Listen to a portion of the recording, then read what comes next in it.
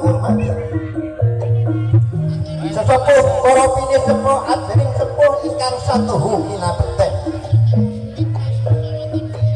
para pamirsa kakung swawana putri ingkang kaparenggah sayanipun ingkang tansah kawula tresnani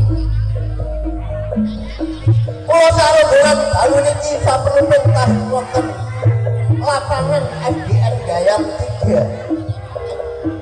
saperlu menghibur dumateng panjenengan sami nyuwun pangapunten ingkang saketha-kethahipun menawi wonten ulah tingkah kula sakono kirang jeblono ing penggalih dumateng para pamirsa kula katibah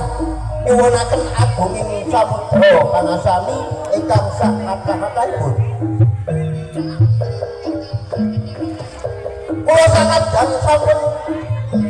tata relatif busana kok bilih manci sampun paripurna